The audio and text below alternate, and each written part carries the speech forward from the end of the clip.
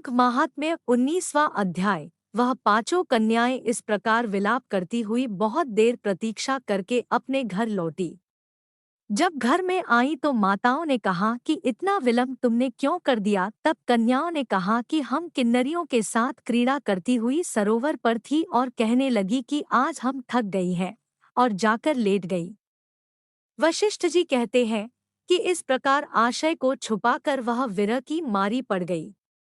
उन्होंने घर में आकर किसी प्रकार की क्रीड़ा नहीं की। वह रात्रि उनको एक युग के समान बीती। सूर्य नारायण के उदय होते ही वह अपने आप को जीवित मानती हुई माताओं की आज्ञा लेकर गौरी पूजन करने वह कन्याएं वहां पर जाने लगी।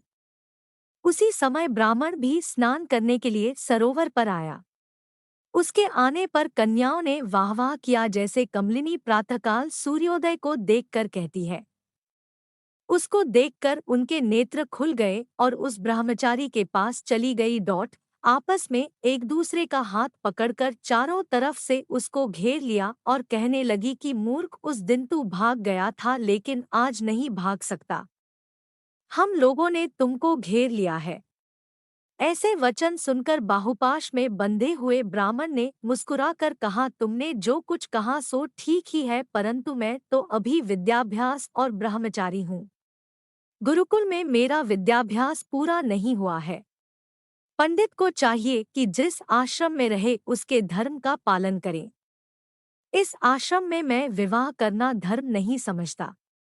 अपने व्रत का पालन करके और गुरु की आज्ञा पाकर ही विवाह कर सकता हूँ, उससे पहले नहीं कर सकता। यह बात सुनकर वह कन्याएं इस प्रकार बोली जैसे वैशाख मास में कोयल बोलती है। वह कहने लगी कि धर्म से अर्थ और अर्थ से काम और काम से धर्म के फल का प्रकाश होता है। ऐसा ही पंडित लोग और शास्त्र कहते हैं। हम काम सहित धर्म की अधिकता से आपके पास आई है, सो आप पृथ्वी के सब भोगों को भोगिए।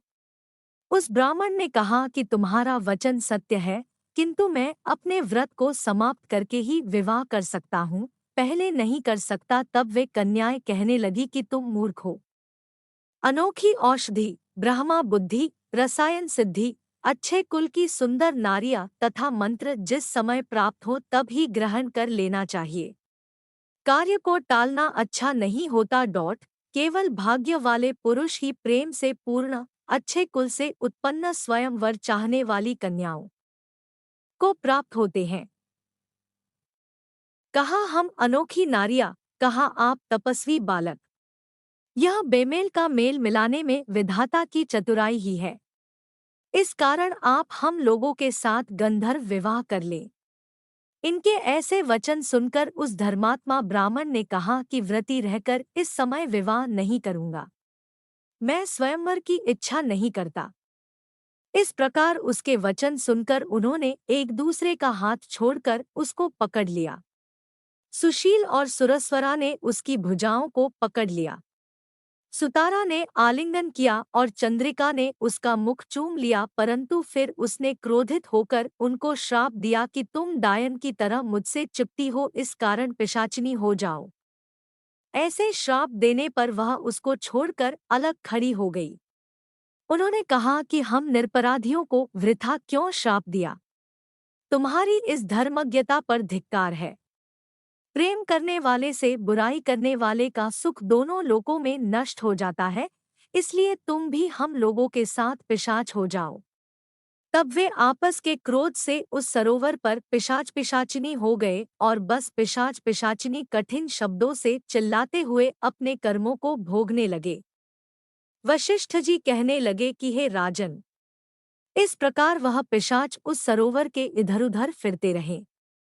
बहुत समय पश्चात मुनियों में श्रेष्ठ लोमश ऋषि पौष शुक्ला चतुर्दशी को उस अच्छोत सरोवर पर स्नान करने के लिए आए।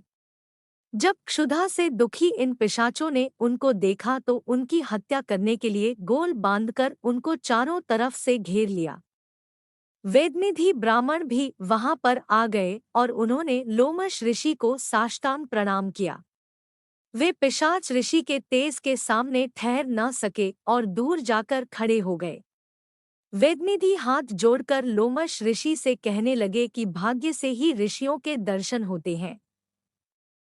फिर उन्होंने गंधर्व कन्या और अपने पुत्र का परिचय देकर सब वृत्तांत सुनाया और कहा कि हे मुनिवर, यह सब ही श्राप मोहित होकर आपके सम्मुख खड़े हैं। आज इन बालकों का निस्तार होगा जैसे सूर्योदय से अंधेरे का नाश हो जाता है। वशिष्ठ जी कहने लगे कि पुत्र के दुख से दुखी हुए। वेदनिधि ब्राह्मण के ऐसे वचन सुनकर लोमश ऋषि के नेत्रों में जल भर आया और वेदनिधि से कहने लगे कि मेरे प्रसाद से बालकों को शीघ्र समृद्धि पैदा हो। मैं उनका धर्म कहता हूँ जिससे इसका आपस का ज्ञान विलीन हो जाएगा।